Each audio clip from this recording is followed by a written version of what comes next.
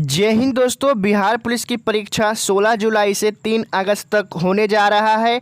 आपका एग्ज़ाम किस डेट को है आप लोग कमेंट करके ज़रूर बता दीजिएगा। आज मैं पढ़ाने जा रहा हूं 9 तारीख 12वां महीना 2012 में पूछे गए प्रश्न। ये वही सारे प्रश्न हैं दोस्तों जो आपके बिहार पुलिस एग्ज़ाम में 2012 में पूछा गया था, तो आपके भी एग्ज़ाम में पूछे जा सकते हैं दोबारा दोस्तों। तो अगर सच में वर्दी चाहिए तो वीडियो को पूरा देखिएगा, कमेंट में आंसर बताते चलिएगा और चैनल पे नए आए तो चैनल को सब्सक्राइब जरूर कर लीजिएगा। आज हमारा सेट तीसरा है दोस्तों। हम लोगों ने ऑलरेडी सेट 1, 2 कंप्लीट कर लिए हैं। अगर वो वीडियो नहीं देखें तो हमारे यूट्यूब चैनल में जाकर जरूर देखिएगा। और दोस्तों किसी भी क्वेश्चन का आंसर पता होगा उसे कमेंट करके बताते चलेगा, इससे आपका कॉन्फिडेंस बढ़ेगा, आप लोग एग्ज़ाम में कंफ्यूज नहीं हो पाइएगा और इस बार आपका वर्दी का सपना पूरा हो जाएगा। तो चलिए, 1 नंबर का प्रश्न दिया हुआ है कि सूफी जाने जाते हैं, तो सूफी किसके नाम से जाने जाते हैं, जो आपसे पूछा है। तो आप लोग इसका आंसर जरूर कमेंट करके बताइएगा। ओके ना, टाइम बहुत कम है और इस बार वर्दी भी पाना है दोस्तों, तो आंसर कमेंट करके जरूर बताते चलिएगा। तो 1 का सही आंसर आपका 3 हो जाएगा दोस्तों। मुस्लिम संत के नाम से सूफी जाने जाते हैं, सूफी जाने जाते हैं मुस्लिम संत के नाम से। मैं एक क्वेश्चन को 2 बार पढ़ूंगा ताकि अच्छे से याद होता चलिए 2 नंबर का प्रश्न है कि ईस्ट इंडिया कंपनी का भारत में पदार्पण हुआ। तो ईस्ट इंडिया कंपनी का भारत में पदार्पण कब हुआ दोस्तों। तो 2 का सही आंसर आपका ए हो जाएगा, 1600 ईस्वी में हुआ। ओके ना। देखिए, सवाल आपको गुमराह करने के लिए कैसे पूछा कि पदार्पण पूछा है। सवाल ऐसे भी आ सकता है कि ईस्ट इंडिया कंपनी का भारत में आगमन कब हुआ। तो 1600 ईस्वी में हुआ। ओके ना। चलिए, नेक्स्ट क्वेश्चन हो जाएगा आपका 3 नंबर का प्रश्न दिया हुआ है कि भारतीय जनता पार्टी की स्थापना किस वर्ष हुई थी। तो किस वर्ष हुई थी दोस्तों। तो 3 का सही आंसर आपका 3 हो जाएगा, 1980 में हुई थी। भारतीय जनता पार्टी की स्थापना किस वर्ष हुई थी। तो 1980 में हुई थी। ओके ना। ये सारे क्वेश्चन आपके 2012 में पूछे गए हैं, तो आपके भी एग्जाम में पूछे जा सकते हैं, इसलिए आप लोग वीडियो को पूरा देखिएगा। चैनल पर नए आए तो चैनल को सब्सक्राइब कर लीजिएगा। चलिए, 4 नंबर का प्रश्न क्या हो जाएगा, इसका आंसर आप लोग कमेंट करके बताइए कि भारत में संपूर्ण क्रांति का आह्वान किसने किया था।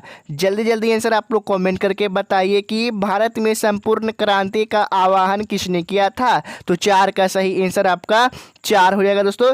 जयप्रकाश नारायण ने किए थे भारत में संपूर्ण क्रांति का आह्वान, जयप्रकाश नारायण ने किए थे। चलिए, 5 नंबर का प्रश्न दिया हुआ है कि निम्नलिखित में से किस देश में प्रत्यक्ष लोकतंत्र स्थापित है। निम्नलिखित में से किस देश में प्रत्यक्ष लोकतंत्र स्थापित है। तो 5 का आंसर आपका 3 हो जाएगा, स्विट्जरलैंड में है। स्विट्जरलैंड में है प्रत्यक्ष लोकतंत्र स्थापित, प्रत्यक्ष लोकतंत्र स्थापित स्विट्जरलैंड में है। इसी प्रकार से आप लोग ध्यान से सुनते चलिएगा, आपको एक एक क्वेश्चन याद हो जाएगा दोस्तों एकदम कंठस्थ से। ओके ना। आप लोग वीडियो को पूरा देखिएगा। 6 नंबर का प्रश्न है कि राज्यों में राज्यपालों की नियुक्ति कौन करता है। राज्यों में राज्यपालों की नियुक्ति कौन करता है। तो 6 का आंसर 3 हो जाएगा, राष्ट्रपति करता है। राज्यों में राज्यपालों की नियुक्ति कौन करता है। राष्ट्रपति करता है, राष्ट्रपति करता है। राज्यों में राज्यपालों की नियुक्ति राष्ट्रपति करता है। 7 नंबर का प्रश्न है कि निम्नलिखित में से विधान परिषद किस राज्य में नहीं है। निम्न में से विधान परिषद किस राज्य में नहीं है। निम्न में से विधान परिषद किस राज्य में नहीं है। 7 का आंसर 3 हो जाएगा, गुजरात में। निम्न में से विधान परिषद किस राज्य में नहीं है। गुजरात में। गुजरात में विधान परिषद नहीं है, गुजरात में विधान परिषद नहीं है। चलिए, 8 नंबर का प्रश्न है कि निम्नलिखित में से कौन संघवाद की विशेषता नहीं है। निम्नलिखित में से कौन संघवाद की विशेषता नहीं है। तो 8 का आंसर आपका 4 हो जाएगा। 8 का आंसर आपका 4 हो जाएगा, सत्ता का केंद्रीकरण, सत्ता का केंद्रीकरण। ओके ना। इसी प्रकार से 9 नंबर का प्रश्न देखेंगे कि भारत में भूदान एवं ग्रामदान आंदोलन किसने आरंभ किए। भारत में भूदान एवं ग्रामदान आंदोलन किसने आरंभ किए। तो 9 का आंसर 4 हो जाएगा, आचार्य विनोबा भावे ने किए। भारत में भूदान एवं ग्रामदान आंदोलन किसने आरंभ किए। आचार्य विनोबा भावे ने किए। चलिए, 10 नंबर का प्रश्न क्या पूछ रहा है, इनमें से कौन सा कथन सत्य नहीं है, इनमें से कौन सा कथन सत्य नहीं है। तो 10 का सही आंसर आपका हो जाएगा दोस्तों। एक वर्ष 1971 में दहेज निरोध अधिनियम बना, ये आपका कथन सत्य नहीं है। ओके ना। चलिए 11 नंबर का प्रश्न पूछा है कि महात्मा गांधी ने कौन सी पत्रिका शुरू की, महात्मा गांधी ने कौन सी पत्रिका शुरू की, महात्मा गांधी ने कौन सी पत्रिका शुरू की। तो 11 का आंसर 3 होगा, हरिजन पत्रिका शुरू की। महात्मा गांधी जी ने हरिजन पत्रिका शुरू की। देखिए दोस्तों, क्वेश्चन मैं 2-3 बार इसलिए बोल रहा हूँ ताकि आप लोग सुनकर याद कर सके। ओके ना, क्योंकि सुनने से ज़्यादा याद होता है, रटने से कम याद होता है। आप रटिएगा आपको याद हो जाएगा, लेकिन 2 घंटा बाद भूल जाएगा। लेकिन माइंड को फ्रेश करके सुनिएगा तो आपका माइंड में बैठ जाएगा दोस्तों एक एक क्वेश्चन का आंसर। ओके ना, इसलिए मैं 2 से 3 बार क्वेश्चन बोल रहा हूँ ताकि आपको अच्छे से याद हो और इस बार आपका बिहार पुलिस का सपना पूरा हो सके। ओके ना।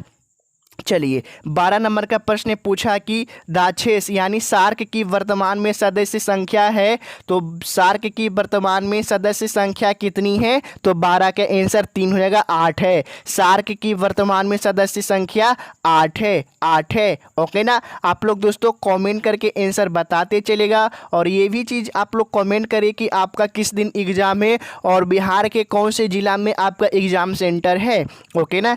13 नंबर का प्रश्न दिया हुआ कि निर्वाचन प्रक्रिया के विषय में क्या सही है, निर्वाचन प्रक्रिया के विषय में क्या सही है। तो आपका 13 का आंसर आपका 3 हो जाएगा दोस्तों। ओके ना, 13 का आंसर आपका 3 हो जाएगा। प्रत्येक दल अपना घोषणा पत्र तैयार करता है जिसमें उसके कार्यक्रम, सिद्धांत और उद्देश्य होते हैं। प्रत्येक दल अपना घोषणा पत्र तैयार करता है जिसमें उसके कार्यक्रम, सिद्धांत और उद्देश्य होते हैं। ओके ना। निर्वाचन प्रक्रिया के विषय में यही आपका सही है कि प्रत्येक दल अपना घोषणा पत्र तैयार करते हैं और जिसमें उसके कार्यक्रम, सिद्धांत और उसके उद्देश्य होते हैं। ओके ना। इसी प्रकार से हम लोग 14 नंबर का प्रश्न देखेंगे दोस्तों। 14 नंबर का प्रश्न पूछ रहा है कि संविधान अपने नागरिकों को कौन से अधिकार की गारंटी देता है। तो संविधान अपने नागरिकों को कौन सी अधिकार का गारंटी देता है दोस्तों। तो 14 का आंसर आपका ए हो जाएगा, 1 और 2। समानता का अधिकार और अभिव्यक्ति की अधिकार। ओके ना, अभिव्यक्ति की स्वतंत्रता और समानता का अधिकार। ओके ना। 14 नंबर का प्रश्न देखिए, फिर से समझिए दोस्तों। संविधान अपने नागरिकों को कौन से अधिकार की गारंटी देता है। तो समानता का अधिकार और दूसरा है अभिव्यक्ति की स्वतंत्रता। ओके ना। आपका 14 का आंसर ए हो जाएगा। देखिए कोई कोई शब्द बोलने में लड़खड़ा जाते हैं, थोड़ा जल्दी में थोड़ा लड़खड़ा जाते हैं, लंबी वीडियो है तो इसीलिए ऐसा होता है। तो ओके ना।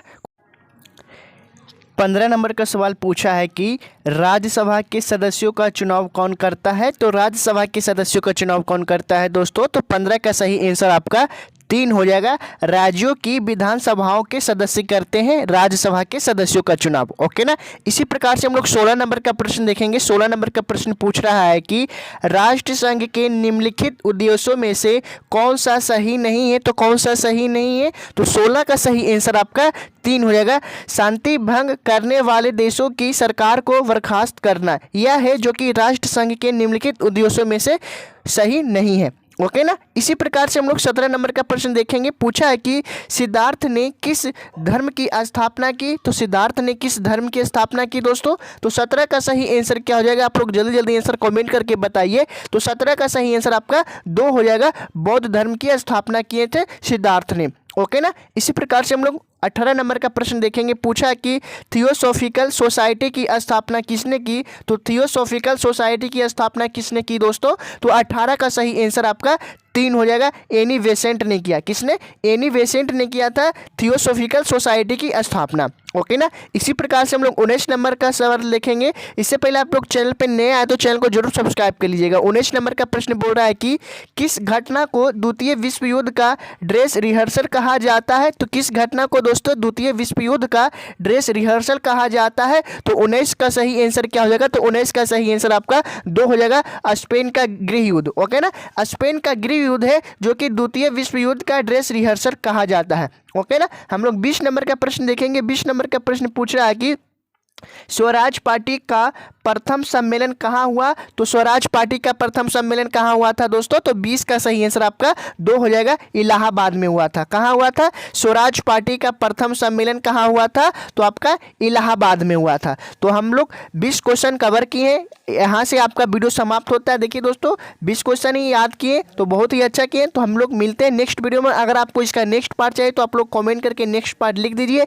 चैनल पर नए आए तो चैनल को जरूर सब्सक्राइब कर लीजिएगा, ताकि मैं इसका नेक्स्ट पार्ट अपलोड करूँ तो आपसे छूटे ना। आप लोग देख सकते हैं ये सारे क्वेश्चन 2012 में पूछे गए थे, आपके भी एग्जाम में आ सकते हैं। तो आपका एग्जाम 16 जुलाई से है, तो अगर 16 जुलाई को हो या फिर 27 जुलाई को या फिर 30 तारीख को या फिर 3 अगस्त को ही क्यों ना हो, तो आपके लिए यहाँ से 2 से 4 सवाल बनते हैं। तो आप लोग वीडियो को पूरा देखिएगा और इसका नेक्स्ट पार्ट के लिए आप लोग कमेंट करके जरूर बता दीजिए। चैनल पे नए थे तो चैनल को जरूर सब्सक्राइब कर लीजिएगा। मिलते हैं हम लोग नेक्स्ट वीडियो में।